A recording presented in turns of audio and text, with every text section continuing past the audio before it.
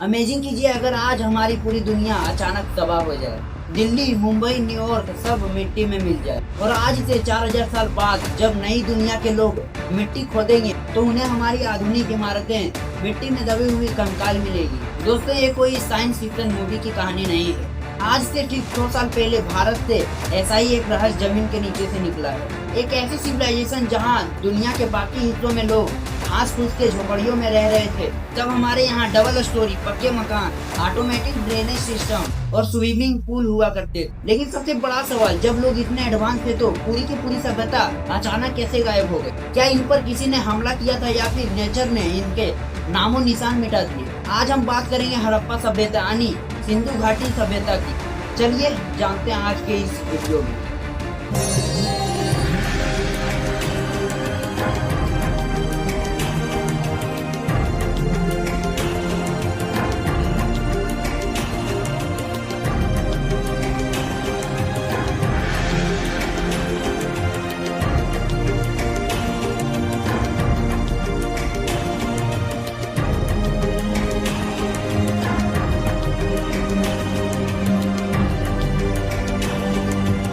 नमस्कार दोस्तों, कहानी शुरू होती है साल 1938 में। ब्रिटिश इंडिया का जमाना था। एक भारतीय आर्कियोलॉजिस्ट दयाराम साहनी पंजाब के हड़प्पा नाम की जगह पर खुदाई कर रहे थे और वहां उन्हें जो मिला वो पूरी दुनिया के होश उड़ा दिए। अगले ही साल 1922 में आर.डी. बनर्जी के सिंध में मोहनजोदड़ो मिला, जो पाकिस्तान में। सोचिए, इस खोज से पहले दुनिया सोचती थी कि भारत इतिहास की शुरुआत वैदिक काल से हुई है, पर इस खोज ने हमारे इतिहास को एक झटके में 3000 साल पहले धकेल दिया। अगर टाइमलाइन की बात करें तो यह सभ्यता लगभग 2500 BCE से 1900 BCE तक, आज से करीब 4500 साल पहले अपने पीठ पर यह उस दौर की सबसे बड़ी सिविलाइजेशन थी।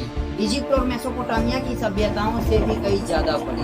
अब सवाल आता है, क्या यह कोई आम पुराने जमाने का गाँव?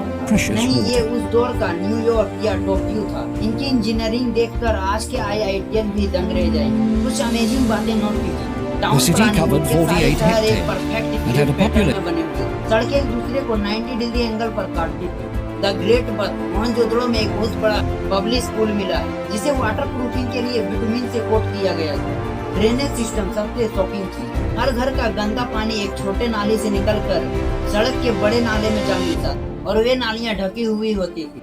आज हमारे शहर में थोड़ी सी बारिश में पानी भर जाता, पर 4500 साल पहले उनके पास एक एडवांस सेवा सिस्टम। एक इंटरेस्टिंग फैक्ट, यहाँ कोई बड़ा महल या किसी राजा की मूर्तें नहीं मिली। इसका मतलब शायद यहाँ कोई डायरेक्टर नहीं था, बल्कि ट्रेडर्स का राज था। हड़प्पा के लोगों ने एक स्क्रिप्ट बनाई, लेकिन आज तक पढ़ी नहीं जा सकी। हजारों सेल्स मिली जिन पर बैल, यूनिकॉर्न जैसे जानवर और सिंबल्स बने हैं। हड़प्पा सभ्यता की लिपि को सही ढंग से पढ़ने और समझाने के लिए इनाम घोषित किया गया है।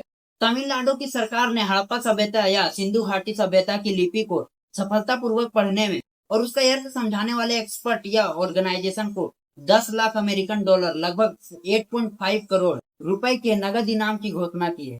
यह घोषणा जनवरी 2025 सिंधु घाटी सभ्यता की खोज के शताब्दी वर्ष के अवसर पर तमिलनाडु के मुख्यमंत्री M.K. स्टालिन द्वारा की गई। यह लिपि लगभग 5000 वर्ष पुरानी है और इसे अब तक कोई भी हिस्टोरियन या लिंग्विस्ट सफलतापूर्वक नहीं पढ़ पाया।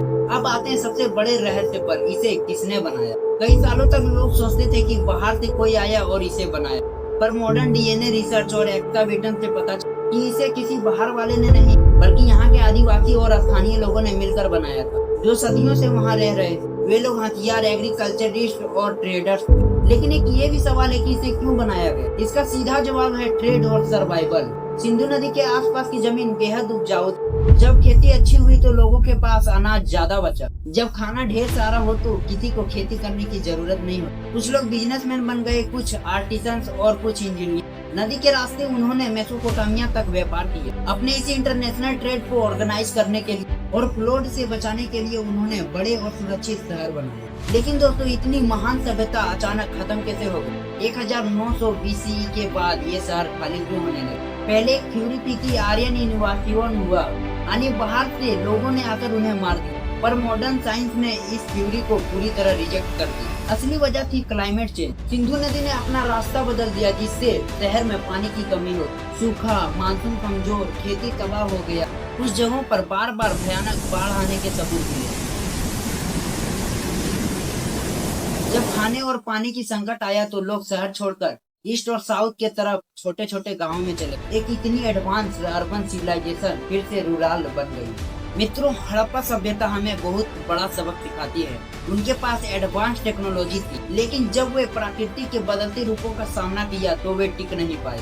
आज हम भी बड़े बड़े कॉन्ट्रैक्ट की शहर बना रहे हैं, लेकिन क्लाइमेट चेंज को इग्नोर कर रहे हैं। कहीं हम भी वही गलती को तो नहीं दोहरा रहे हैं? कमेंट में बताइए। अगर वीडियो पसंद आए तो लाइक कीजिए और शेयर जरूर कीजिए। मिलते हैं अगले वीडियो में। बहुत बहुत धन्यवाद।